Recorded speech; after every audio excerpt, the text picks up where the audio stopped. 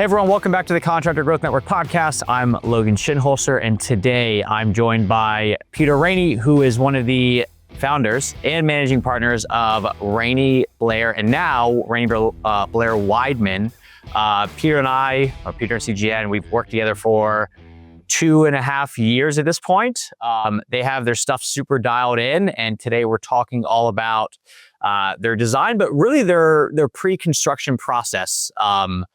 Peter, I know you guys have worked a lot on it. We'll talk through it and stuff, but I know you sent over it's a 100-page doc that you basically walk prospects through. It says, this is everything that we go through on RBW. And I know when I showed this to my team, they watched it. And at the end of it, I was like, what do you guys think? Like, how would you feel about RBW? And everybody was like, oh, we would trust them instantly. So it's a super well thought out doc. So today's all about that doc. So let's do this. Let's jump into the doc that you have is 100 pages. It's pretty in-depth. It's very well thought out.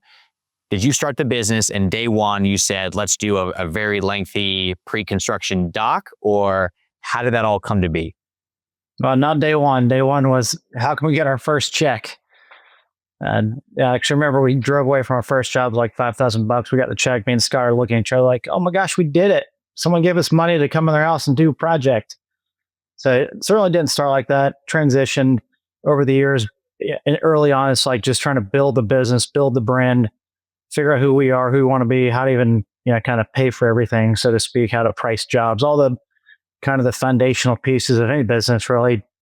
And assemble that together, got systems, got at the time Buildertrend, now JobTread, which is much better. But, just kind of assemble that together. And really through the years, designers were kind of feeding us work. And the transition for us, ultimately design build, came about where we found frustration for a client from a client experience perspective, is because we were the contractors, the designers bringing their people, their countertop guy, their plumber, et cetera, pick the trade, right? And we were kind of stuck in the middle, and the client ultimately we felt like did not get the best possible experience because there really wasn't one person in charge. And so we transitioned then to a design build, kind of another learning curve. We're just like, oh, be design build. That's the whole thing. Like, how do you be a design build? How do you build value for your prospects to say, please hire us and give us a bunch of money more than other people are charging, because we're doing something different. And so that took some years of iterating. And Dan Weidmann, who came on board with us about 2 years ago, he'd been in business for about 30 years, been a design build for a long time. And the experience and the way that he approached design and pre-construction in general was a whole different thing than we'd ever seen before. And I'm sure we'll get more into the details of it here, but that really transitioned kind of where we are today. This, you're describing as a 100-page document of how we go through our approach with our clients. Well, when you first started and you had like an interior designer basically creating a design and then referring you out, and you said like nobody was really in charge, I guess, what was there just like they were designing things that were not realistic? It was a design and they were like, this should cost 80 grand. And you're like, hey, just the materials are 80 grand. I guess what was happening that made it not be a great scenario for the customer?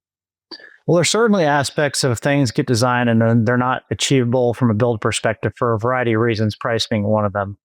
But it really just seemed to be because they were the point of contact initially for the client. They were de facto in charge, right? And so it's kind of like, well, that was just kind of the weird thing. And certainly I know other contractors who have set up good relationships with designers. We just never found that groove here. And we're in the Atlanta market, northern Atlanta market.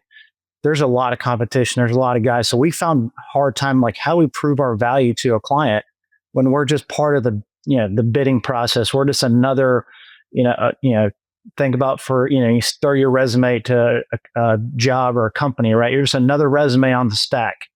And there wasn't really a way for us to like provide just what we wanted for the client experience. It was less about like, oh, how do we, what's the process for Ranney Blair? Is more of the client is suffering, and it's no one's really fault per se, but it's like basically there's no one in charge. And the people who should be in charge really don't have the authority to be in charge. So that was the frustration we just found. And frankly, we really got tired of building other people's bad designs. I know, like, so with my dad doing like, koi ponds and stuff like that, every year, about one time he would have somebody call him up and say, hey, I'm working with a landscape designer, and part of what they built in was a koi pond. Can you come out? And then like my dad would go out and he would walk, the on-site consult with the homeowner, the landscape designer, and him. And he would always walk away like, man, that person is just trying to prove their worth to the homeowner, but they don't know what they're talking about. And I'm like, what do you mean? And he's like, you know how you have to, for a koi pond, for it to function and not be all green, you got to have plants and you got to do this, this, and this. Well, the designer is telling the homeowner, hey, that's going to mess up. If we actually have to build in shelves within this pond, then that's going to mess up the aesthetic of the whole thing. But what the landscape designer has no idea about is that without shelves, you can't have plants. Without plants, the pond is going to turn green if you want fish. So it's like stuff like that where, I always grew up like having like a negative taste in my mouth just from what I heard. But I also know that my dad is very rigid with like how things are to be done. And if somebody comes in, like he's not willing to play ball as much. So I do know we have clients that they work with interior designer and it works out well, but it seems like it's not like hey, day one, we're yin and yang. It's a lot of like, they have to kind of push through the frustrations and learning curves together. And it sounds like with you guys, you really just said, screw it. We just want to control the process because ultimately we're the ones that have to do it. We want to have way more say in what's going to be built versus, having somebody else just tell us what to do. And really, work and we've transitioned design build is who's the advocate for the client, right? If that situation can work, you have a designer and the contractor, and they are both advocating on the client's behalf. It can probably be, more likely a successful scenario, but oftentimes it's not, right? There's a lot of infighting. It's, we're being blamed for things, and it's kind of like maybe it is our fault, maybe it isn't our fault, but we're just in this battle the whole time, and that's just, again, we're here for the client. We're here to give them the best possible experience and make sure that they get the end result that they're looking for.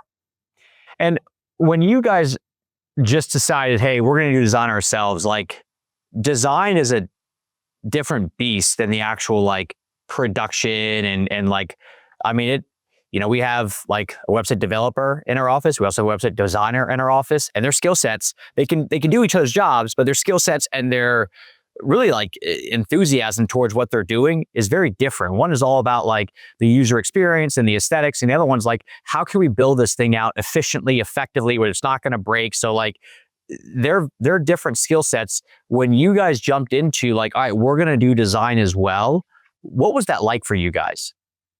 Well, definitely is transition, right? Because we're trying to figure out what this model even looks like. We had a lot of peers in the industry that we're looking at as kind of to guidance and help how they structured their business. I think we first really focused, like the initial designers we brought in were much more like selections based, call them interior designer types, and we quickly transitioned to we need people who can draw and pick, which is not, it's sort of kind of a unicorn like skill set, maybe like you're describing, the designer and the other person. But that's really what we focus on, because for us, as we got more in design build and really how do we properly solve the client's problems, well, we have to draw that first. And that really starts to untangle and get into the approach that we take. So again, we have a drawn house. We just couldn't outsource that. So did you first hire people that were more like interior design focused, that like it would look great, but when it came to like using chief architect or actually being able to like create the renderings or the as-built or stuff like that, they're like, oh, I've never done that, but I could crush it on Pinterest? Yeah, a lot of the projects at the time were kind of called more pull and replace type of thing. So there wasn't a lot of moving parts. In the times we had those types of jobs, we were just outsourcing to someone here, locally. She's part of Remodelers community now, Savannah Thomas, really talented, Seabrook Design. So we're outsourcing to her. And again, just the outsource model is fine, but we just like looking how to the control, the client experience, and then also the quickness, right? Design build companies, we suffer greatly from cycle times, right? You sign someone in, they're excited, they're pumped. 60 days later, you might have pricing. It's kind of like, that's a bug skill. So we're really just monitoring those timelines all the time. So what did, moving forward up until 2 years ago, what did your design and pre-construction process look like before bringing Dan on for, RBW? So we were focused maybe more. There's really like two ways to solve a problem or design an approach, right? Hey, what's the budget? Right, and then we take the budget and we do a design from that. And that was really the model that we followed at the time. We called it good, better, best kind of principle that was really leaning towards the selections, things we picked. And what we did is we created a spreadsheet. It was really quick. We could build out estimates like really fast, but it was like we'd build this good, better, best estimate, and then there's this range, and it was like it could be here, it could be there. So that was the idea. Ultimately, what happened was you say, hey, we think your project's 180 to 250. What happens? They get in design and the project's 350. So that's the battle we just kept fighting. And it's just the relationship with the clients was just always not always, I shouldn't say always, but like this always seemed to lead to some adversarial position, with certain clients because we're saying we can do it for this, but ultimately we can't. And so what we shifted to with Dan is this idea of not that we don't care about a budget because there's always a budget, but it's a value-driven, solution-driven approach. And let's figure out your problems, your objectives, the backgrounds of the project first, then design solutions that can solve those problems. And then we price those solutions with optionality, shopping cart kind of idea. So people can choose. They're always in control of what they want to cut, what they want to proceed with. And when you're going through this, like what on the other side, 2 years later, you've implemented it. What has been the change that you've seen in the eyes of the consumer?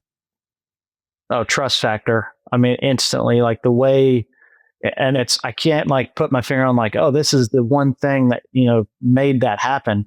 I think it's a lot of things. I think over the years, the branding that Scott and I did previous to Dan joining, the branding of our, the logo and the colors and just the look, the feel, the showroom that we built, like is all part of that.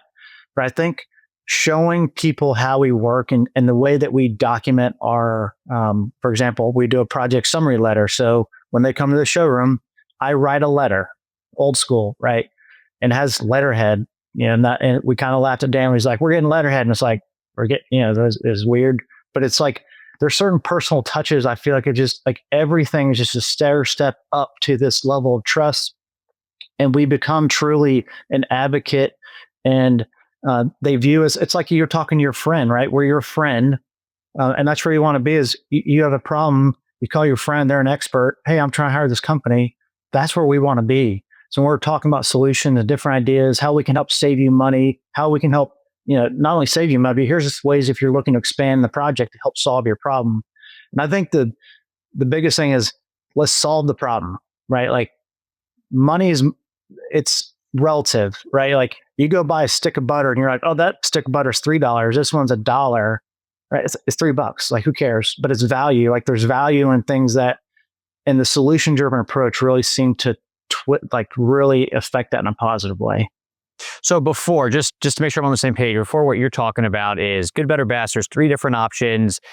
And ultimately what you were finding out was as you then went into design, you were way off because basically what you needed to do to actually get a more accurate number just wasn't getting done at that point. And then you were getting to like the very end of this and saying, hey, I know we said 180 to 250, but we can't even touch this thing for, less than 350.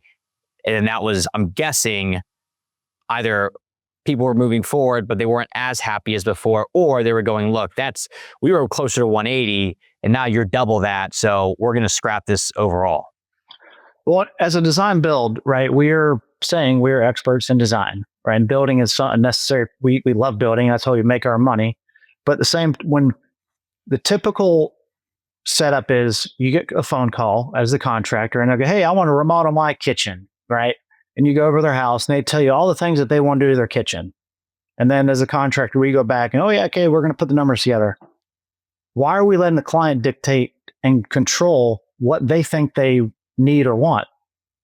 They've never remodeled. They remodeled once, twice. I don't know. They don't even know what the hell's possible.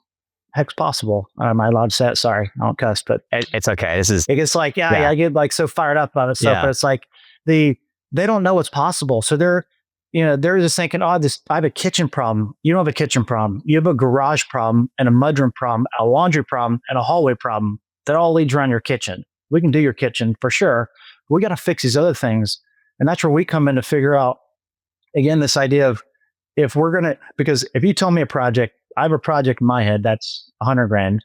You have a project in your head that's 50 grand, right? So like, this is where it's this like expectation thing, right? We're on two different planes. It's not even, it's going to collide at some point. Might be fireworks, might be okay. I don't know. But the transition to, and oftentimes we go to the house. Well, I don't want to be in the kitchen. I want to sit in your living room. I ask politely to sit in their living room, take my shoes off, all that good stuff, and tell them why I don't want to be in your kitchen, right? I want to understand, like, because I'm in your space, I'm going to get distracted, right? I'm going to look at all the stuff. We're going to be looking at the solution. We're not to the solution yet. We have to diagnose, like, what is actually going on? What is wrong with your space? Why is it not functioning properly? What are the problems that you face? Trying to cook dinner for your kids, or, the two people trying to, entertain a lot. You're always run, like, all the different things. Let's figure out that first. Then we can apply solutions to your problem. So when this is like, you go out, this is like your first, like on-site consultation. You've already kind of vetted out a little bit just to make sure like we're on the same page for what they're looking for. So let's say they're wanting to redo their kitchen and you say, hey, let's go sit in the living room. And when Dan was first explaining to me, I was like, oh, that's kind of a unique sales tactic. But then I realized it was more about like the imagination of, instead of getting bogged down or feeling like constrained, if the main issue in the kitchen is it's too small, when you're in the kitchen, you're just going to basically look around and just in the confines of that kitchen, not know what's real or what's not real. But if you're in the living room, it allows them to be a little bit more out of the box with what their frustrations are. Am I off? Is there something different? Well, so for sure, part of it is I don't want to look like a contractor, right? Mm-hmm. I wear slacks, I wear tennis shoes, I drive a car, wear collared shirts. I do wear a hat, just because my head gets cold because I don't have hair. Even though it's 90 degrees, so that's not really a good reason now. But so part of it is like just to be different, not for the sake of being different, but being different to show we are listening to you. And frankly, I don't want to be paraded around your house and you telling me what you want me to do, because in that case, I work for you, which is not you work for people that know more than you, that can teach you things. Mm-hmm. How can and it's not like it's not about ego. It's more of, hey, we're in partnership together. And if we're in partnership together, it's important for me to listen to you and describe to me, because if they're not excited about what that is, like, this is definitely not a project for sure. But walking me through your every day. How do you enter the home? Where do the kids come through? How does your husband come through? What's the day? If you start unpacking that, it's like, we're not talking about the kitchen anymore. We're talking about life and how they live. What's the good, the bad, and it really just. And we use notepads. Not against AI. I don't use AI for this. I have a yellow legal pad. I write it down, and I want them to see me writing it down. So it's, again, this idea of you're telling me things, I'm listening to you, and I'm documenting what you're telling me. Certainly, we will go into the kitchen space in this example, but now I have context. I have context of why this doesn't work, why that doesn't work, and I can look to say, hey, this, hallways, biggest challenge in every house in America, hallways. How can we reduce and eliminate hallways? You can solve 98% of your problems by that. And so now I have context when we're walking through your space. You're not parading me around anymore. Now the table is turned. I'm now the expert because I can apply my experience and expertise to your project based on what you told me. And when you do this, do people ever push back or go like, hey, like, let's go into the kitchen? Or, it's like, well, this is like a very unique approach. Like, I don't love this. Or everybody pretty much like, they like play ball and they're like, hey, let's just sit down and have a conversation around this. 98% of the people just go along, because I told them that's what's going to happen, but what we're going to do on the phone call, I tell them this is what's going to happen. And most times they'll just lead me. And if they don't, I'll make sure that, hey, stop. I've had a few that just, I want to take you. That's an indication to me they're not our client first. But this has to be fun, right? It's like, this idea, like Sandler's always like quick to the no. It's like, well, okay, maybe not that part, but it's more of like, let's figure out like what they think this approach should be like. And I'll ask them sometimes if in that case those do, hey, can we stop for a second? And they, like, yeah, hey, can I be like a little frank with you? Yeah, sure. Okay.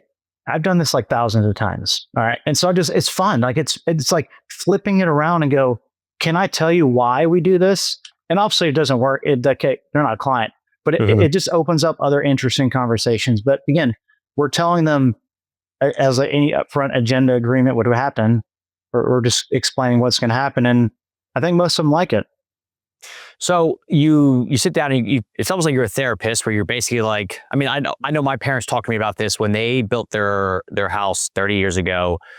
They said the architect said, close your eyes. And they closed their eyes and like, okay, great. You're in your garage. Look around. What do you see? And they said it and they said, okay, great. Take 10 steps forward. Now, what do you see? Got it.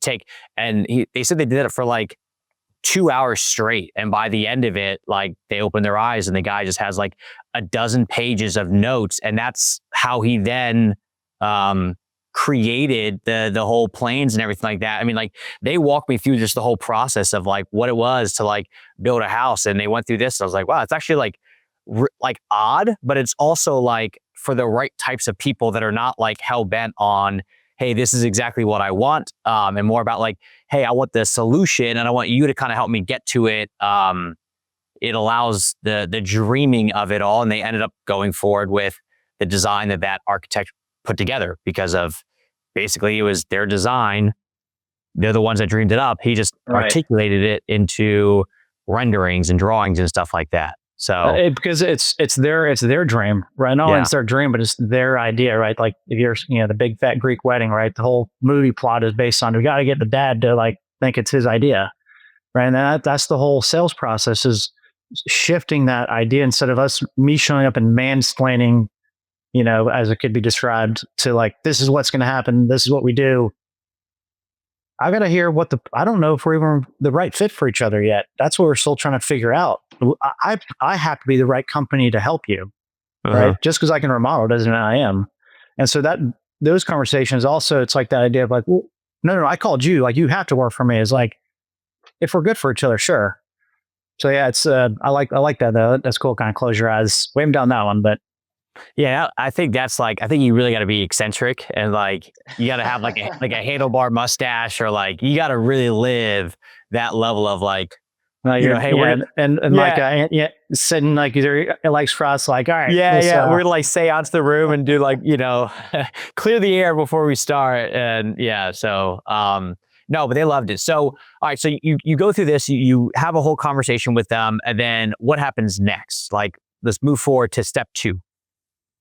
Yep. So after the home visit concluded, I typically try to schedule that at the home visit. Otherwise, I send them a link. That's fine. That's probably like anti-sales, strategy or whatever. But we're not pushy. So they come to the showroom. What I described to them is we're gonna do a couple things. We're gonna go walk through the project summary letter together. Again, showing them that I heard and documented their concerns. Tour them around the showroom. I mean, you've been to my showroom, right? I've been told, and I think it is. It's super nice. It's on. If you want to see it, it's on RanneyBlair.com. We'll just link to it. It's a great showroom. Right. So we tour the showroom, show them the space, a lot of working examples like, hey, this does that, that does that. We have a big award wall. So I just casually walk by, oh yeah, look at these awards kind of thing, introduce them to the designer. But really the important thing that happens at that meeting, again, it's like all this stuff, but we're going to walk them through previous projects. So this is the realness of like, hey, we did this job. It's literally your house. And that's what we did. May not be for you. You may not like the style. That's what we're not really looking at. But right, these are how we solved their problems. We also walk through, as you described, this 100-page. It seems like very onerous, but it's actually, I think, mostly informative for the clients. As we walk through the approach together, and that's a lot of the conversations we're having in the sales process with the client. Is we want to make sure we are the right company to help you, and you want to make sure we are the right company to hire. And this is all this is part of the due diligence. They lead with references, all good stuff. But the 100-page, I don't want to jump ahead of the agenda or anything, but it's just walking through the approach together. And I'd say it's interactive. I'm doing most of the talking, but it's highlighting different things and opportunities to bring out objections that they may be having that they haven't yet got answered. So as you're going through this, I mean, and it is 100 pages, but it's a lot of it's like, 30 of the pages is like a previous person's like punch list where each page is just like a photo of like, I don't know, an outlet that just shows like there's some paint on Right. the out, so it's like, it's not that crazy. But it is, I mean, like if you were to just like put the stack of paper on the desk, it's like, okay, we're going to go. It's like when you buy a house and you have to sign 400 pages that they're like, this just means that that you're not in a, flood zone. Great. And then this page is that you acknowledge that you just signed a page that you're not in a flood zone. So some of it is like, there's a lot of like, but it's all great stuff and it walks you through everything. So one of the things I want to set is like the expectation around like, yes, it's 100 pages, but what I want to avoid is people going, well, I made a 100-page document and it didn't make the client sign. So can you talk through when you're in their living room, when you're bringing them to the showroom and you're walking them around, there's a level of like showmanship that I think if you just wrote like a transcript of this, you would not understand it. But like there is a lot of finesse in like what you said, have fun, because if you walk into someone's house and you go, stop, let's sit in your living room. Like they're gonna be like, whoa, dude, like get out of my house. So can you talk a little bit about that of as you're going through this, like the showmanship involved with this, because ultimately you're trying to get them excited about this project. But if you just come in with straight facts, monotone, like I can't imagine they're gonna be like, great, we can't wait for the next, 40 pages to go. Yeah, for sure. It all blends in with the approach. And the number one thing for our ideal client, and if this is not true, they're not our ideal client, unlike other things that may or not be true. If they're not open to options, for seeing options within their space, not our client. But if they are, all the conversations are leading to, hey, this is how we go about our approach to understand what we can show you. So we used to have it in a binder, like on paper. And what we found is we were all like this, right? We're looking at so it's very head down. The interaction, we're trying to build a relationship, right? This is not a transactional thing. We're talking $200, $300, $400, $500,000+, right? We're going to know your kids, your dogs. We're in the family, right? So it's all part of this relationship building part. And so the context is all laid out. This is how we're going to work together and how we're going to ultimately end successfully. So it just really highlights the two design phases, the conceptual design. We're going to do these things. We're going to do the three options, get to the one option, and do the pricing. And I'll repeatedly stop and go just to summarize where we are on the process and look at them, right? Because looking for any visual cues, right? This isn't just me presenting, at a seminar. This is, like all the spidey senses on the salespeople. You have to be like, this is the whole time, like interaction. So we're highlighting the design, and then we're highlighting the build component, like how we build. Here's our dust protection, like here, the porta potty, all the stuff, the permitting, and a lot of these things are based on things that we've been asked before. It's kind of like, well, everybody, like we could ask repeatedly, like, do you guys handle the inspections? And it's kind of like, duh, yeah, of course we do. It's like, well, we should put it in the presentation. But then to cap off our the 100-page, we go through what we call closeout or something like that. Maybe better name, can't remember. But it's highlighting how we close out a project. What I would advocate, and this is not really about this podcast, but closing out a project strong, and we showcase to them, this is how we do our punch list, right? This is what happens next. Like I come back out and make sure you're 100% like what we need to have accomplished. Like it's not this, but again, it's opportunities everywhere to me to tell a story, right? It's this thing, and it's like, oh, can I tell you? I don't say, can I tell you a story? But it's like, again, like these story times, these scenarios, because, as like a salesperson, scenarios are like excellent, awesome strategies and tools to ask people, what would happen if you gave us $15,000 for phase one, only to figure out you're going to move? Right. So like those, like, we can run through that, but the closeout is totally awesome that we run through it. And then we end it with, we have our whole client list, and like all the repeat clients are highlighted in blue, and there's a lot of blue. So it's just, it's Dan and I talk about this first. Like, you end the presentation, people are like, that's the most professional presentation I've ever seen. Sometimes that's like the kiss of death. Like, well, they've obviously been talking whatever, not us people, but everybody ends it, and it's like, well, you guys really know what you're doing. Well, yeah, we do, because we've done this a lot. So again, an opportunity to just like put yourself out there again as the expert and confirm to them, yes, we are the expert. So when you said that, like, you used to have it in a binder, but they were just looking down, and I'm sure they're just like scrolling through it, like when you're trying to, like, yeah. So how do you do it now? Are you having this up like a screen? Yeah, so we have like we made our own table, so it's not just like it's a I don't know what the shape is, but I want us to look at each other, right? So we're not sitting like, again, in the schoolroom presentation. So there we have a nicely designed room that we're in, wallpaper and little slat walls and all the cool stuff, and I have a frame TV. So I throw up on the frame TV, and we just kind of scroll through it together. Okay, and that's like the stuff that, like, I know, for example, like, for our like trade show booth, like most trade show booths are just like, the background and that's it. But like, it's the experience. Like, we went for ours specifically, like the experience of like, how do we want people to experience our products? And that's where we're like, okay, we want to make sure we have iPads, and that way, if we're doing video, we can show off the video, but we want to make sure that they can hear it. So what do? We get headphones. Could we have gotten $20 headphones from CVS? Sure, but we went out and got the nice ones that when you put, these Apple AirPod Maxes on your ears, it sucks the air out of the actual headphones. So half the time people put them on, they immediately then take like one of the ears off and go, man, these are really good headphones. So it's like the experience of that stuff. That's like, if you're going to spend a bunch of money on, video marketing, and we spend all this time creating these cool videos, we don't want to then just be like, oh yeah, like just, here's like a really crappy screen with like bad headphones. I mean, it's the same thing that you guys are doing, where it's like,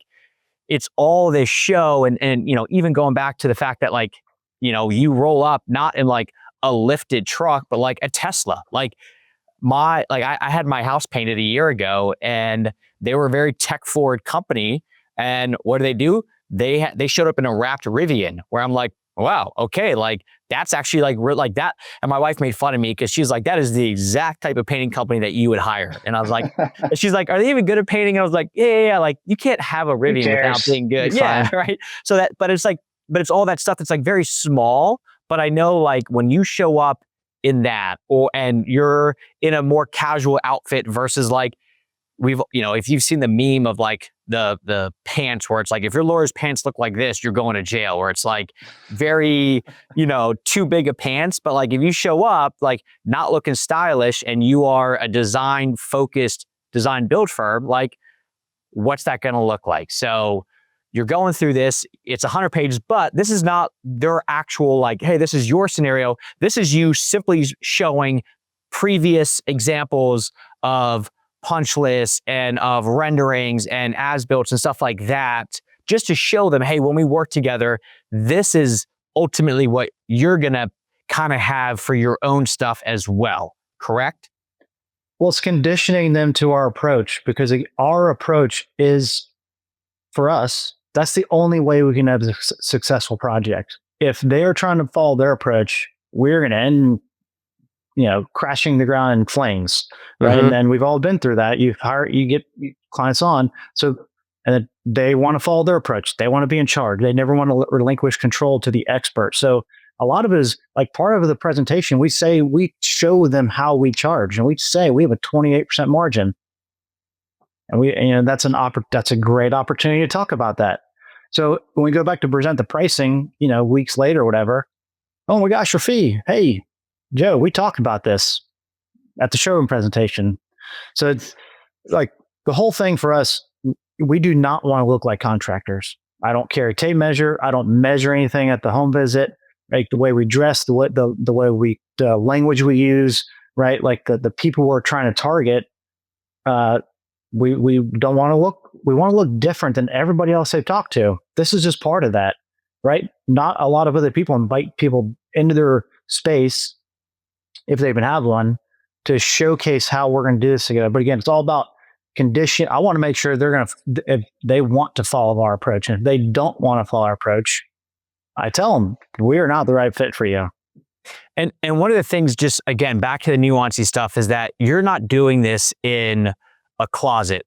You're doing this in a space that's beautifully decorated, that looks really like that. That's like the social proof around them instantly. That it's like, I know Alex Hormozy talks about this with the gym stuff, but he's like, you know, if somebody enters the gym, like, and there's a waiting room, like your whole thing should be before and after photos of people that have been at that gym losing weight. So like, if you come in and say, hey, we have a very specific training program that maybe you're not used to, well, the proof is all around you that that stuff works. And that's something that, like, I want to make sure that we're not losing that in this conversation, because like all of the stuff that's around them, as you're basically just saying this is the process, but you're really setting expectations and saying, this is, if you want a successful project, this is what it takes. You're not, it's like the people that like, you know, I could do a really good job. Let me text you some photos of work. It's like, well, hold on. Like this is like your iPhone photos. Like that's a lot of money for you just to like only be able to text an iPhone photo over to me. Like this thing needs to be presented in a really nice way. So as you're going through and setting expectations, like they're looking around and seeing, if I want something like this, this is what it's going to take. And that's like, I think, a big difference here that a lot of people, especially as they're, you know, trying to level up the types of clients that they work with, when you start to get to these bigger projects, like recognizing that this is not just, hey, you put together 100 pages, it looks nice, I got some showmanship. You got to be able to like have a space that looks nice. And when they walk around, I mean, you guys have done a great job with, it's not just, you know, here's 50 different cabinets on this like turnstile. It's like actually on the wall. And like you have, like I was talking to somebody the other day and they were like, yeah, we have a live working kitchen. I was like, that's incredible. Like that kind of stuff that just shows the next level of like what it looks like. So the personalization, what happens all the time so I'll invite them in and we're just chatting about things. Oh, let me show you this. Right. It wasn't on my agenda. Like I have a loose time in my agenda, right? It's like, oh, let me show you this. Or even a project, they're describing something to me and we've already gone through a couple. Oh, I just thought of this other project and I show you this. So it just shows like the breadth of knowledge, and it's very personal to like their project. And then we have a vibe board as you walk past our meeting room. And if we don't have, like oftentimes we'll have a meeting there before, but if we don't, I'll actually pull it up and like pull up the meeting that we had yesterday with all the notes. Oh, hey, yeah, we just had a meeting. Right. And this is kind of what we do, and this, that, and the other, just kind of almost like nonchalant, kind of like, yeah, we do this. This is what happens in all the jobs. And okay, move. Just to like, it's just every little thing. It's like marketing, right? You got to cover all your bases, and it's just everything culminates to this idea of I have to work with this company, right? They are the experts. So you get through this packet, but like I want to talk through like what's in it, because basically it's the process that they're going to go through. But for you guys, they go through, they see the 100 pages, and they're like, man, you guys, like this sounds great. Like what's next? Where do you go from there? Right. So after the showroom visit, right, that's, you know, really telling them that ball's kind of in your court, you know, as far as finish your due diligence, you know, ensuring, you know, if we are the right company, great. And if that's the case, I'll send you the project development agreement, sign it, and the retainer. Our retainer ranges from $6,000 to $20,000. So just for kind of context, but we do 2 retainer payments. So if they call me back, you typically do that in a week or 2. And I always ask, hey, when would be appropriate time for me to follow up with you? So I make sure I notate that, put that on my calendar. Who was it? Grant Cardone, right? The money's in the follow up, right? So got to do the follow up, because anyway, so they engage us and then we kick it off. So we come back, do all the digital documentation, we scan the space, take all the pictures. About a week later, we're meeting internally as a team, and this is all things I've told them what we're going to do. We meet internally. We call it a charrette. So myself, one of the designers, and Dan, who heads up our design department. Dan, my business partner, very talented space planner. We'll meet at the vibe board. We'll just sit there and kind of, freestyle a bunch of different ideas and concepts, all based off the letter. Again, where I'm telling the client, the letter is what springs forward into design. This is the boundaries, the constraints that we will work within. as far as what we're gonna design together. So really showing them, again, we listen to them, and this is what we're actually going to be producing for them. So we do the design. Yeah. And real fast, the letter is when you went to their home and you acted as like the remodeling therapist, you wrote all that stuff down. And then when they came in the showroom, you then presented the letter and said, this is everything that I wrote down. What do we need to basically add or subtract from it? And then that way, everybody's on the same page. So then when it comes time to like, okay, great, we're going to move forward with design, and you go to the vibe board, you have an approved letter from them basically. Yeah. But again, it's another opportunity in sales process. Hey, I wanted to review this with you just to make sure I heard and recorded exactly what you were thinking as well. And that it's so powerful. I mean, several people told me, it's like, wow, this is really good. I mean, who else is doing a letter? We weren't doing a letter before. Just a couple chicken scratch notes here and there. It's like, so it's a nice summarization of the whole project. But so we'll come up with our concepts. We typically show a minimum of 3, so it could be more. I schedule a time with the client. They come back into our showroom, and we present the layout to them. No pricing has been discussed up until this point, typically, and that's, I think, an important point. Like in our process, we are not designing to a budget. Our clients do not have unlimited budgets. Our saying is they can afford to do it right, not twice. So it's, again, during the approach, we're describing to them, this is how we work together. We are more focused on solutions versus designing to a budget. And it's a great conversation to have when people, well, I got to know what it's going to cost. I would love to know what it costs, but we have no design, right? So we have to, that's back to this like design build, how you build value in design build is, right, we got to design something, to price something, but then as long as the control is back in their court, right? It's not adversarial. We're the trusted advisor for them. But we show them, yeah. And real fast, when you say there's no budget, like at this point, is it like, look, they have nobody has any idea that what this stuff could cost, or is there like, there's some where they're like, look, I don't like, it's not a hard and fast where it's, hey, you have to stay within 200 on this kitchen. There's still some like level of like, they kind of understand that it's going to cost a bunch, and like, look, they're probably not looking at an $800,000 kitchen remodel. They're probably looking like, is there some level of like at least understanding of a ballpark around like what they want to spend, and then it's like, look, it may go up 20%, it may go down 20%, but there's some like base that you guys are going off of? No. So we can do a whole podcast on budgeting or on budget conversation. This is part of our approach. We do not use budget as a qualifier, because in the first call, if I can establish myself, you're not a fit, who the heck cares what it costs? We're not right for each other. And so I do sales in the company. That's my primary role. So I can give my time way more freely to go do home visits. So I might go on more home visits than I should, but I want batting practice. I want time in, the live drill. So when clients bring it up, it's a great conversation always, but it's what we are ultimately asking for is permission to exceed whatever you think it's going to cost in our design. We will absolutely show you designs that are going to exceed your budget, not because we're trying to exceed your budget, because there's multiple ways to solve your problem. And the way we're solving your problem is all predicated on what's in the letter. So we're not moving things to move things. Based on the letters, how we're figuring out your solution. Certainly, we always design your minimum viable thing. What's the least amount of stuff we can do? And then we kind of expand off of that.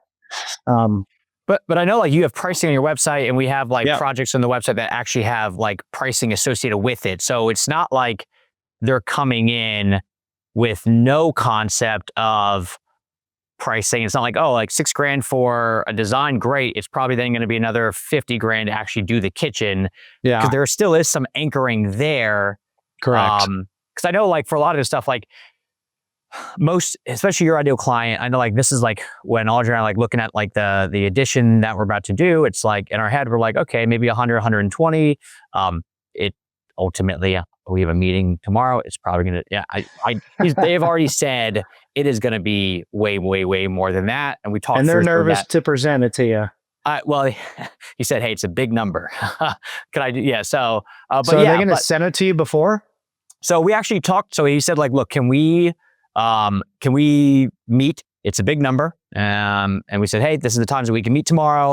And he said, actually, let's just do this over basically they're going to do it live on like Zoom, because I think like the timing couldn't work out. And we're on a bit of a crunch just with we got a baby in 3 months. So we're just trying to see if we can get this thing closer come baby number 2. But they're going to present it then and there. Although I feel like we've done, we've talked through a lot of what the pricing is going to be. But we'll find out. So it's not like we have a hard and fast, this is there is a max. If they come back and they go, hey, I know the house is worth this, but we're going to actually, with this addition, it's going to exceed the overall price that you pay for the house. Then it's going to be all right, at that point, we'll just move. It's not even worth it. But that's a great conversation to have with clients too. Should you just move?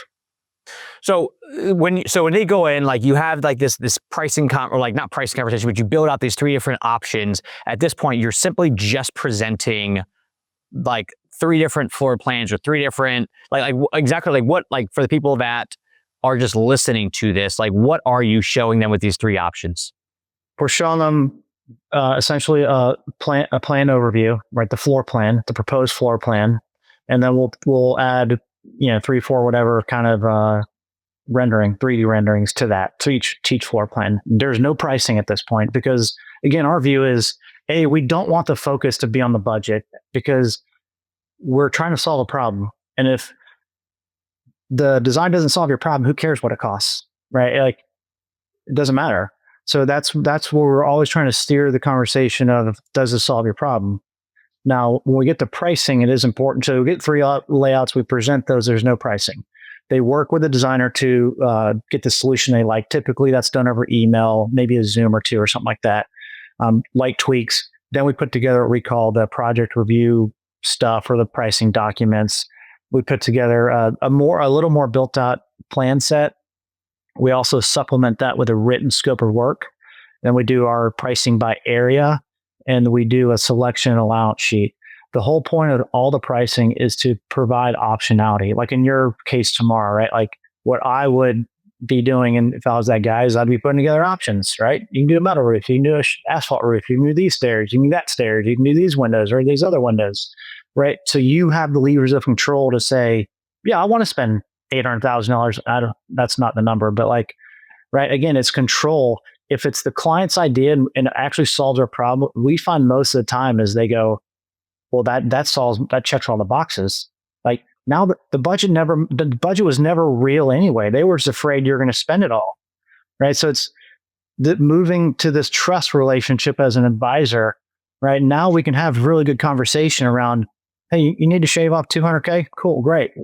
That's what we're here to do. We're going to help you figure out how we can value engineer this thing or cut back on some allowances to get there. So when you're going through this, you come up with the 3 options. They say, hey, let's say it's a whole home remodel. That sounds great, right? We want option B. And you go say, okay, great, we'll do it. Then you price it out where in part of the whole home, you're going to do kitchen, 2 baths, the living room, and I don't know, 1 bedroom or whatever it is. And each of those things, you're going to say the kitchen is going to cost $150. Bathroom A is going to cost $80. Bathroom B is going to cost $65. The living room is going to cost $50, and the bedroom is going to cost $85. And then they go, okay, I add all that number up. That's within our budget. That's worth it. Or they go, you know what? Bathroom B, we don't even use it anyway. Let's just nix that one because we don't want to spend $65 on bathroom B. We'd rather just, I don't know, keep that money. And then you go, okay, great. We're going to get rid of that. Then now you have the rest of it that you're keeping. So is that basically how you're doing it? Is you're going room by room if it's a whole project? What are you doing if it's just a single room? Are you still providing hey, kitchen, if you want to reconfigure, it's going to cost $150. If you want to just keep everything exactly the same, it's going to cost $110. How are you doing if it's a 1-room thing? I mean, certainly smaller room projects present more challenges, but presenting numbers is an art, 100%. right? Again, this is all part of the sales. It's like when you buy a car and you go to the finance guy's office, you're still being It's sold, sales. right? Yeah. Don't turn it Yeah. off yet. Like they Yeah. pass the key over. It's, the sales mode has to stay through. So this is still a sales thing in the context of helping and best serving the client, not just trying to sell you your job. But so in a kitchen, I presented a kitchen last week. They had a banquette. So we're doing something in windows. We're building these banquettes, and we had to move one of the exterior doors. And the estimator put that all in the kitchen. And Tom was like, no, we got to split that out because that's going to drive the kitchen up. And I know I know their neighbor did their kitchen 2 years ago, and they probably already knew the neighbor's number. And now we're going to come back some crazy number, even though that's not the real number. So no, split that out. We were taking 2 walls out, split that out. We were doing something in the laundry room, split that out.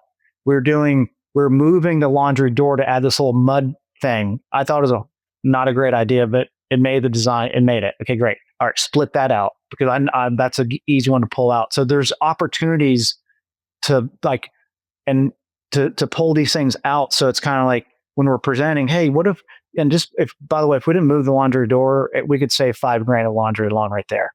Oh, okay. So I presented at like 1, 2, 12 or 15, I think. They're going to sign in at 172. So, and just so we say this, because I know I've done this before in business where I like put together like a full package of every single service we provide, set them a number, and they're like, that's a lot more than I thought it was going to be.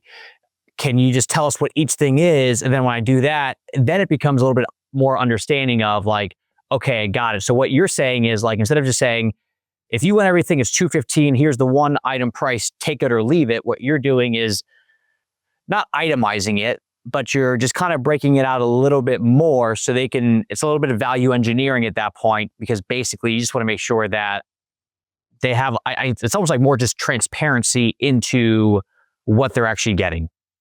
I would advocate everybody to go to transparent price.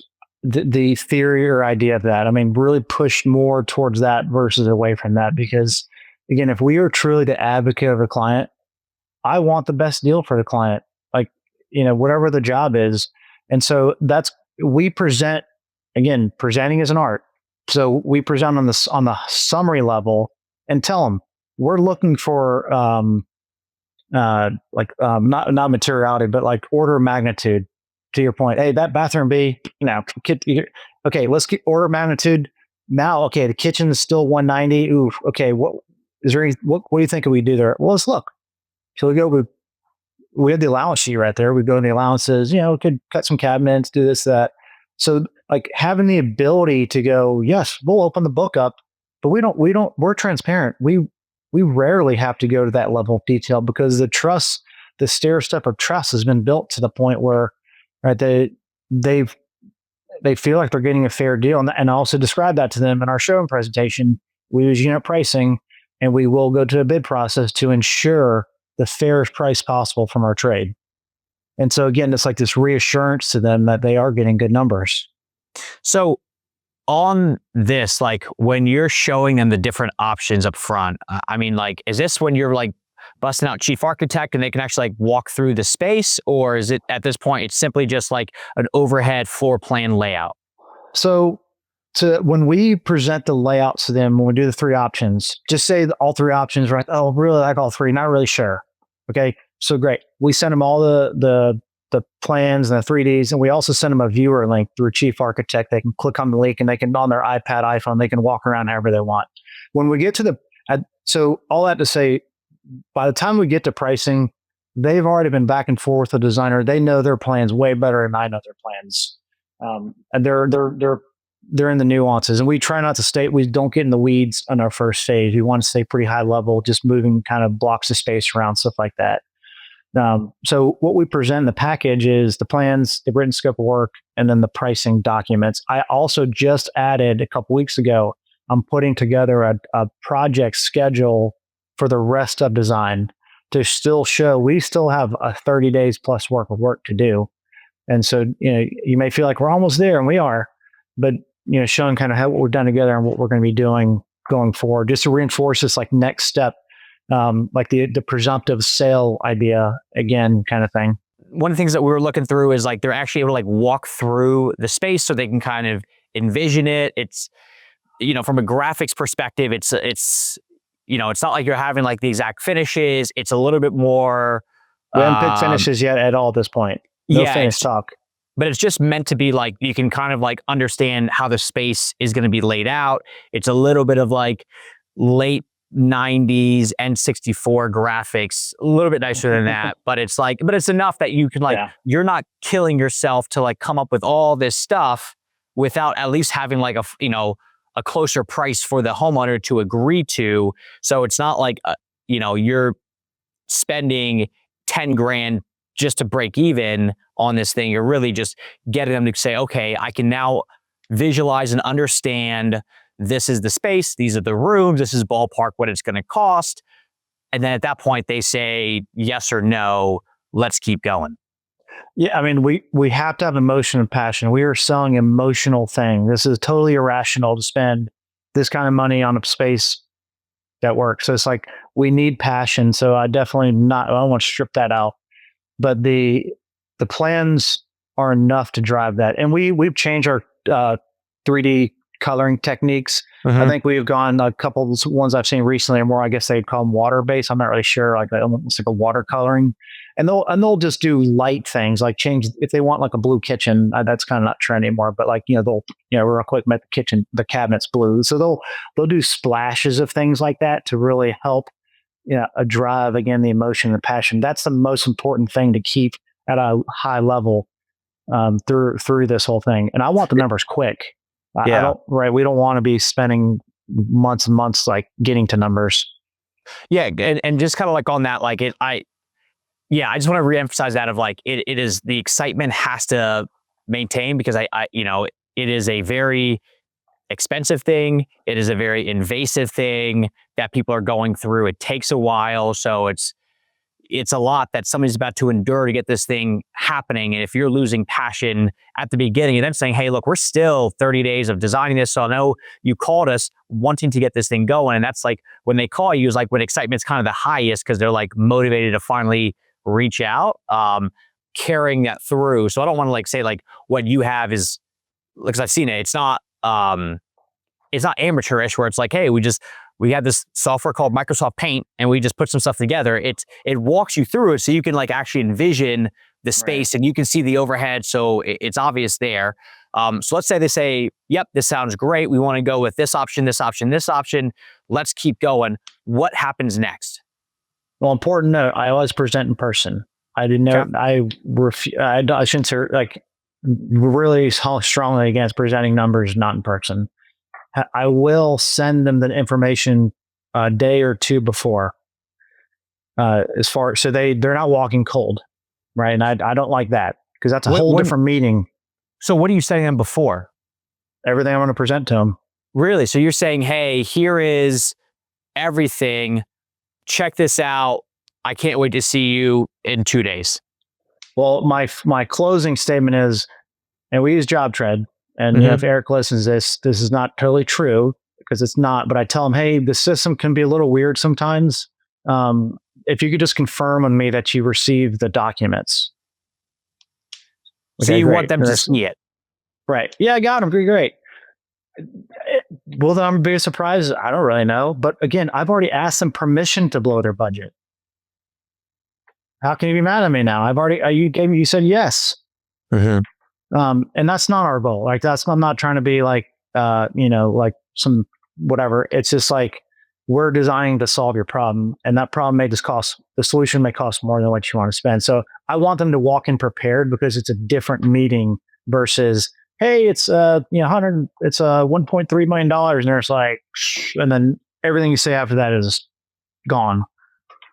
And so, all right, that was a quick side note. But yeah, so they say, go present in person, send them stuff before. They say, yeah, later this morning, the client texts me, we're ready to go forward. Yeah, great. And again, I told them what's going to happen is I'm going to send you the second payment. So if the first payment was 6, I send another payment for 6. And just like in this case, send her another, say, I'm going to send you the invoice now. Also, Janae, our designer, will be reaching out to you to schedule your next meeting. So they're getting something out of it, not just me going, hey, give me more money. So it's give me money and I'll give you the designer is going to contact you to schedule the first appointment. And then at that point, is that when designer steps in, is able to do more finishes and like actually get it more dialed in on like what the final project's going to look like? So it's the same designer. So they are the continuous Oh, okay, relationship perfect. there. Yep, same designer. And what we focus on first is lead time items. Again, they know all this. Half of the time, I don't know the exact number, but more probably, they are regurgitating the process back to us. And I would say less of process, more just the approach. What's the next steps? They're regurgitating to us. So what we're really focusing on is the lead time items first: cabinets, doors, windows, any other. We have a tile coming from Italy or something ridiculous, right? Like, let's get those solidified. Once we have those solidified, we have the numbers more firmed up. At that point, we will contract. Contracting is important because that's going to allow us to forecast out and put your start date on the schedule. So when you're going through this, like you have a lot of the pricing starting to get dialed in. It's not like you design everything. Client says, okay, everything looks great. Then you okay, give me 2 weeks to actually like price everything out. You're doing it like as you go. So it's not like you get to the end and then you're like, oh, now we'll chat with you soon and figure it out. If we present the price at the pricing review and they say, yep, do it all, and you pick everything for me and just make sure it's on budget. Okay, great. That's the price. There's no deviation from that unless they ask us to do more work, of course. So at that point though, like in that first pricing thing, that's when you're having allowances within it. So you're like, look, just as long as, if you want to do this type of tile, you're good. But if you want something coming in from Italy, it's probably going to make it go up another 20 grand because we got to go through all that. But basically it's not going to fluctuate a crazy amount unless they totally switch something on you guys or add stuff on. Correct. Got it. Okay. And so, then, sorry, go ahead. I'll say by identifying the lead time items, those are typically the bulk of the number of the allowances. So if we can finalize those, right, it's much more comfort for the client to go, okay, I feel good. Because what's the horror story? Your contractor gave you a low number and your contractor is looking to get you and they're going to raise the budget as we go forward, right? So that gives them comfort as, let's pick the stuff, lead time items. Okay, great. We're on budget. Awesome. Let's contract. Now we have a couple grand of things to pick. Not real budget movers. So they move forward. You go through design. Are you guys doing like mood boards or is it simply just, hey, I saw the, then you guys figured, I guess, what is the actual then the beauty aesthetic side of things coming in with the finishes? Like, what does that look like from a design perspective? Yeah, great point. So what we started doing was when I would go to the sales call, I did start taking pictures because when I would go to talk to Dan, who joins me at the showroom visit, he was trying to understand the context. But in addition to that, I'm taking pictures of their stuff. Not weirdly, not taking a picture of underwear drawer or anything, but like it's like grandma's photo on the wall. You like snapping a photo then. Yeah. But I'm trying to capture their style is the intention.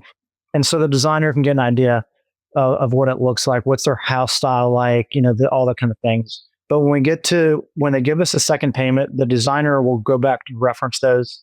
And they've already been in talks about the layout. So they're getting up in tune with the client. And so they'll lead with a mood board when we start design. And is this like a digital mood board or is this like you actually have, because I know when we did our bathroom, it was an actual like physical, like nice wood tray and they had the different materials. Is it like that?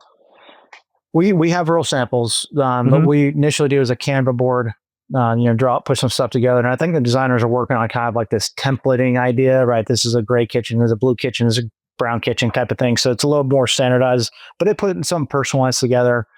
And so when they come in, they might send to them before, I'm not really sure. But when they come, we have real samples in the showroom so we can assemble that stuff together. We're just looking for the direction of the space.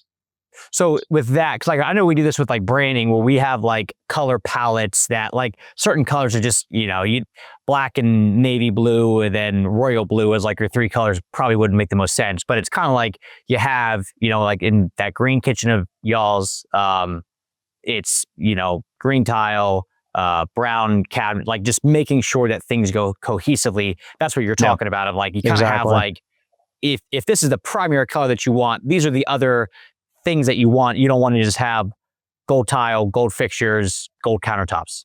Well, again, we want the client to understand and feel like the designer gets their style, right? So they're going to tell us, I hate modern, I hate craftsman, whatever, your things are right. Okay, great.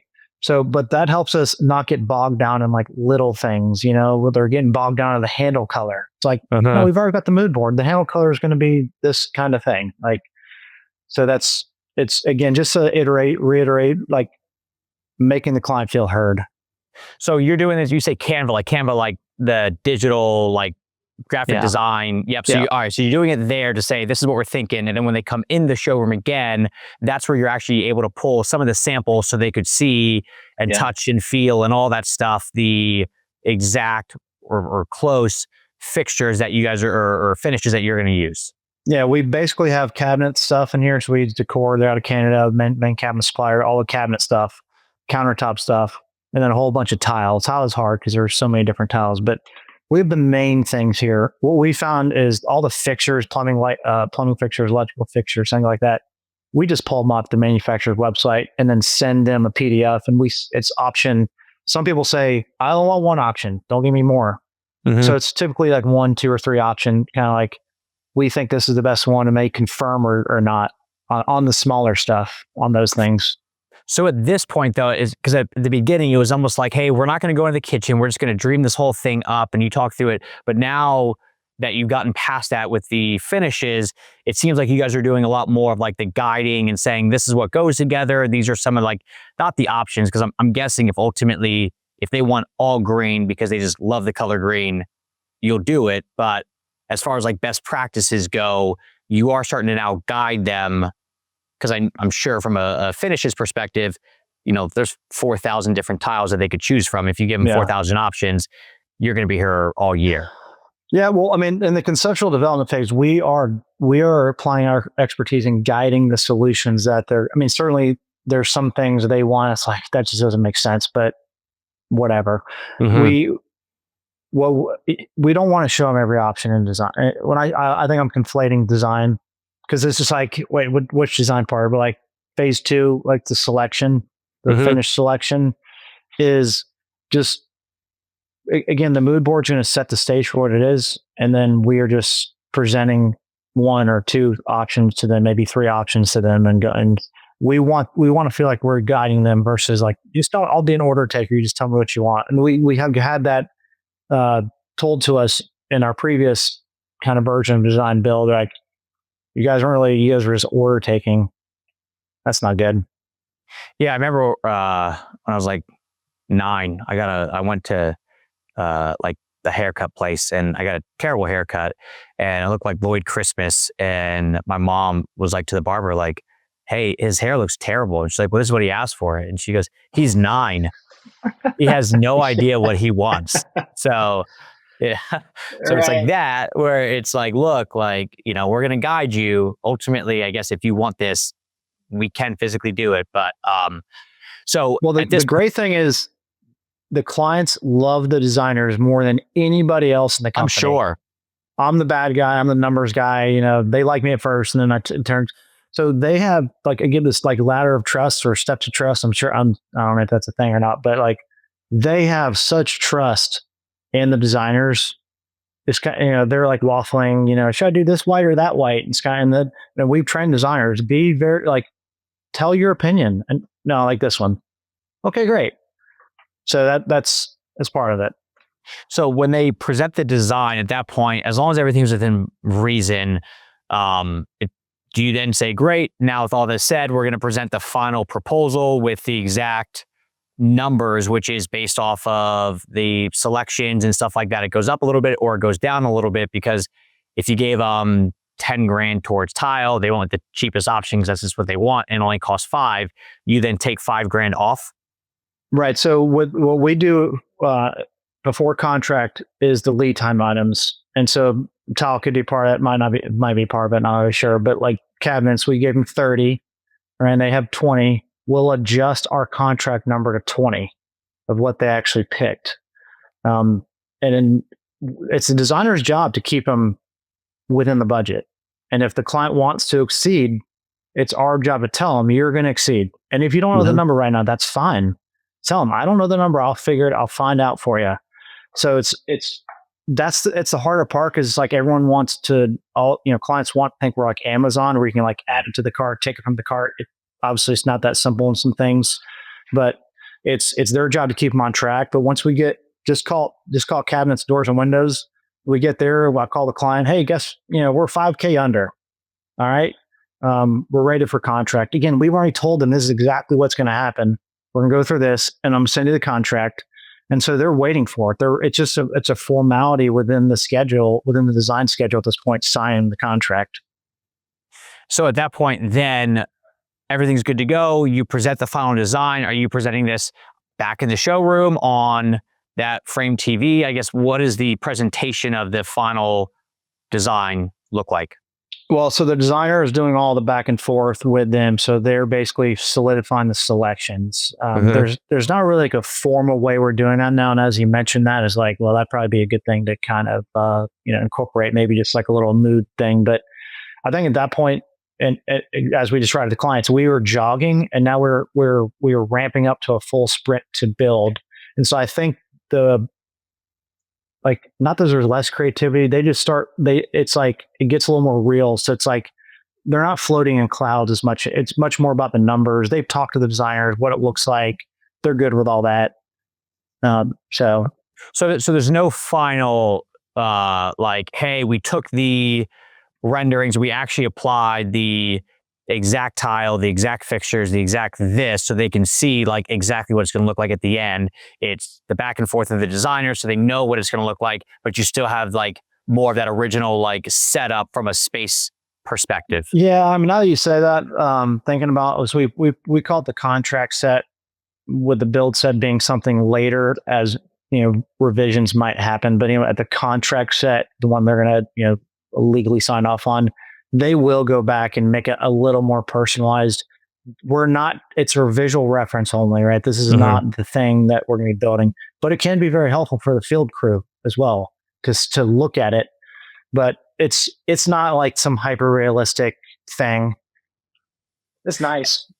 Because I know for our bathroom, like that was like, it was taped up of like a hyper, like at least for like my wife and I, it was nice to be like, okay, the flooring or the tile or the, painting company, like if they somehow put something in incorrectly when all like the plans and like the visuals are right there, like that's crazy. But okay, cool. So that's the one step that they know from the design perspective. They know everything else. It's all prettied up. Then at that point, is that when this is the final price, sign on the dotted line, and then that's when it goes into construction? They sign. More than likely, we've already submitted for permit. So the permit's already been kind of working in the background. They sign. We established the start date based on the lead time items. Now we have a start date in hand. That's awesome. Now there's remaining selections to be done. As us, for our company, we want all selections to be done prior to build. Right? Paint and grout color might be the two that, okay, fine, whatever. We can leave that for later. But then the designer needs to go back to work. And what we typically do is we just send them PDFs. We don't really need to have a more meetings. Some clients, sure, right? They want to see us, and that's great. But a lot of times we're just sending a PDF or two, and they're just saying, click, click, click, yes. Yeah, okay, great. Moving on. So, and at that point, this is officially when design and pre-construction are complete, correct? Yeah, I mean, you have mobilization. Maybe you could tag on where we're actually procuring the stuff and starting to ramp up into build. But yeah, that's more or less bring it to a finalization. But at this point, like they've signed, like money has been exchanged, so like they're in it. It's not like there's still like room to like waffle out and go, nah, no, we no longer want to do this project. With a 2-part design, when they give the second payment, that is like a 98% conversion rate at that point, because some of these people are giving us $12,000, $15,000, $30,000 at that point. And then when they sign the contract, I mean, we wouldn't legally make someone stay if they didn't want to, but legally we could. But also, they sign the contract, we're also taking a material deposit for the lead times. It's like the contract I'm trying to get signed today or tomorrow, it's about $350,000. Where's $50,000 of lead times we have to get money on? So it's real at that point. So when you then think, like, explain all this stuff, and you think back to a few years ago of how you were doing it, was it a scenario that you just doing it the way that you do it now? If 3 years ago, if I said, hey, Peter, this is how you're going to be doing it in 3 years, you're going to go, wow, I didn't even know that that was like an option? Or would you have gone, you know what, that's fine, but like I don't think that style would work for us, but I can understand how it could work for somebody else. The way you tell them the way we do it now? Correct. When we merged with Dan, I consolidated is the technical term. When we came together with Dan, we were talking all our approaches and differences, and we were like, oh, we do this, this, and this. And he goes, well, this is what I do. And it's like, literally, it's like, I looked at this guy and was like, yeah, we're doing that. Like, it's from a design build perspective, like, I want to build really cool, like, things that solve people's problems. When you solve someone's problems truly, right? Love may be a strong word, but they love you. Mm-hmm. Right. And that's what we got to. And that's like, I would never turn back and go back to what we used to do. It's just the trust, the relationship, the approach. Like, we know way better who our client is than we used to. So basically, like this all works very well for larger projects. But if you're simply doing like powder rooms and that's it, this may be a bit of overkill. Yeah. All in all. Yeah. And again, it goes back to what's our number one thing for us as a client, for an ideal client. If they're open to options, well, if we're doing a powder, is it, green or black or blue or white? I mean, it's like, that's but so if there's no options to design, we are not the best value for the client, right? We're not, there's someone else that's better set up for them. Mm-hmm. And last thing on all this, before we wrap this up, when you think through like the personnel that it takes to make this happen, I mean, obviously you and Dan, then you have Scott who does all the production and ops side of things, the designer, how difficult or how easy was it to get the designers on board from a couple of years ago to now? It's like, look, we're actually going to go way more in depth. We're going to learn way more about the clients. I mean, this went from like hey, you probably came out liking the idea of design, and now you got to like love the clients because you're about to spend a ton of time with them. So was there like a transition period where some people made it and some people didn't? Like, what did that look like? The hardest thing I think we face in our business is we're always trying to save our clients money. And that's the wrong thing to do. It's not our job to assign value to what they want, because drive down the road, like someone's in a Honda that costs $10,000. Right next to them, and they're in a Porsche that costs $350,000. Does the same thing, but they want different things. There's values there. So what we really had to work on with the clients, they'd be designing something, drawing something, and they would make the decision for the client that they are going to save them money. That's not our job. Our job is to present options to them. They may cut it, but now it's because they don't see value in it, and that's totally fine. That was a big transition for, like, we had a case where Dude Kitchen and the designer, we kind of like maxed out. The client told us, it was like, this is all I got. Like, we got to make sure you got to scrunch down a little bit. And Brett, the designer, was like, I really wanted this glass door on the pantry, not a $800 or something. He's like, and Dan was like, tell the client. He's like, yeah, but they're on a budget. They did the glass door because it had value to them. They found the $800. So we were trying to, that was a big transition. And just being like, let's think about things differently from design. That was probably the other thing. What do you mean by that? Just look for creative opportunities, right? Like, really, this is where Dan really brought a ton of value to the company. Like, let's look at spaces differently, right? Like hallways, how things come together, different construction details, like not just, it's a kitchen, we design like a beautiful cabinetry. It's like, well, no, how does this link with the breakfast area? Does that link with the laundry and the powder and the mudroom? And like, how does all that actually work and flow together? So that's like a hard thing to describe, I think, but the designers have, I think, finally kicked into gear. But the first thing for sure was, it's not our job to save the clients money. As contractors or designers, we're here to present options. So, yeah, I mean, it really, like, I know Dan did a lot of, like, I mean, that was the first thing when I first met Dan. It was the backsplash that you hit a switch and like the backsplash, like, no, voice activated. Up. Oh, is that what it was? Yeah, like it was crazy, but like that's stuff that, like, I can't imagine the homeowner Well, actually, you tell me that you know more about it. Like, did the homeowner say, "Hey, Dan, like I want this thing to retract up," or was that Dan's idea? That's like, what could be cool is we could bring these spaces together with a retractable backsplash. Well, that client had a small kitchen, and they were told by other contractors, "You have a small kitchen. There's nothing you can do with a small kitchen. This, that, and the other." No, like quit trying to save the client freaking money. It's not our job to save them money. Job to provide options. So Dan was like, "You got a small space, but you got this weird nook thing in the back here, but we don't always want to be connected." And like, that's where that idea sprang from. It's like, again, this idea of like, let's think beyond just how can we save them money? Stop doing that. Cool. So is there anything else when you think through just your design and sales process that we should talk about that we haven't yet? So we talked about budget, we talked about design options. We talked about don't drive a truck.